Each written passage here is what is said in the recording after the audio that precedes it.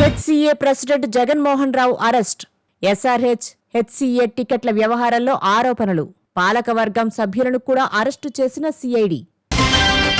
Cabinet మీటింగ్లో CM Chandrababu fire. రాష్ట్రాన్ని నాశనం చేస్తున్నారంటూ వైసీపీ మీద మండిపాటు. మంత్రులు, ఎమ్మెల్యేలు సమర్థంగా తిప్పికొట్టాలని సూచన. ఈ నెల 11న హైదరాబాద్కి అమిత్ షా. అధికారిక భాషా కార్యక్రమంలో పాల్గొనున్న హోంమంత్రి. జగన్ బంగారుపాలెం పర్యటనలో ఉద్రిక్త వాతావరణం.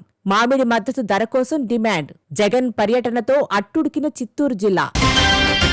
మామిడి మద్దతు ధర కిలోకి 4 రూపాయలు పెంచిన ఏపీ సర్కార్. తక్షణ సాయంగా 260 కోట్లు కేటాయించిన ప్రభుత్వం. ప్రజాభవన్లో మంత్రి Uttam power point presentation. Rayalaseema ఎత్తిపోతలకు కేసీఆర్ సహకరించారని ఆరోపణ.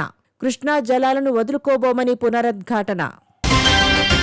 బీహార్లో ఓట్ల తొలగింపు యత్నం జరగబోతుందని మండిపడ్డ రాహుల్ గాంధీ. బీజేపీ అనుకూల ఓట్ల కోసం ఈసీ పనిచేస్తుందని ఘాటు వ్యాఖ్యలు. ప్రధాని మోదీకి మరో అంతర్జాతీయ అవార్డు. నమీబియా అత్యున్నత పౌర పురస్కారం అందుకున్న మోదీ. రాజస్థాన్లో కుప్పకూలిన ఫైటర్ జెట్. 2 పైలట్లు మృతి. చూర్ జిల్లా రతన్గఢ్లో ఘటన. గుజరాత్లోని వడోదరలో కూలిన బ్రిడ్జి. 10 మంది మృతి. ప్రభుత్వ నిర్లక్ష్యంపై ప్రతిపక్షాల ఆగ్రహం.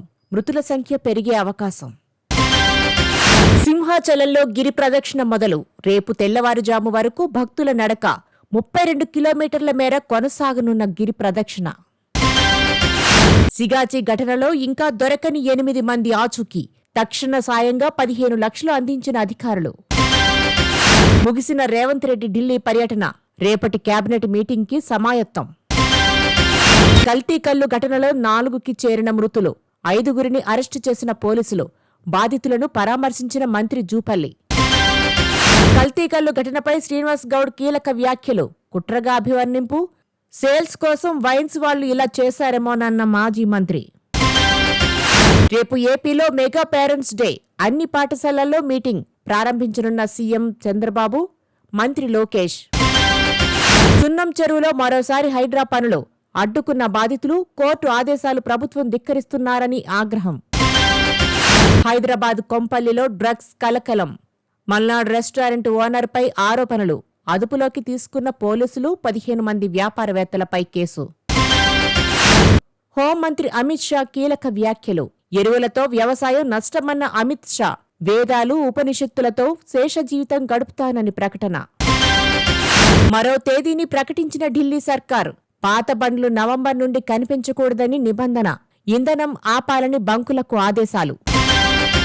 తెలంగాణలో ఎరువుల కొరతపై కేంద్రం దృష్టి. రాష్ట్ర ప్రభుత్వ విజ్ఞప్తిని పరిగణలోకి తీసుకున్న మంత్రి నడ్డా పరిష్కరించాలని అధికారులకు ఆదేశాలు. డిప్యూటీ సీఎం పవన్ కళ్యాణ్ను కలిసిన ఏపీ బీజేపీ చీఫ్ మాధవ్. కూటమి కార్యాచరణ, ప్రభుత్వ పనితీరును చర్చించిన నేతలు. మెన్స్ టెస్ట్ ర్యాంకులను ప్రకటించిన ఐసీసీ. టాప్ 10లో భారత క్రికెట్ టీం. ఆగ్నేయ బంగాళాఖాతంలో కొనసాగుతున్న ద్రోణి. సముద్ర మట్టం నుంచి 7.6 కిలోమీటర్ల ఎత్తులో ద్రోణి. వచ్చే 2 రోజులు తెలంగాణలో తేలికపాటి వర్షాలు. గంటకు 30 నుంచి 40 కిలోమీటర్ల వేగంతో గాలులు. శ్రీశైలానికి కొనసాగుతున్న వరద ఉధృతి. 3 రేడియల్ గేట్ల ద్వారా నీటి విడుదల. పూర్తిస్థాయి నీటి మట్టం 885 అడుగులు. ప్రస్తుత నీటి మట్టం 882 అడుగులు.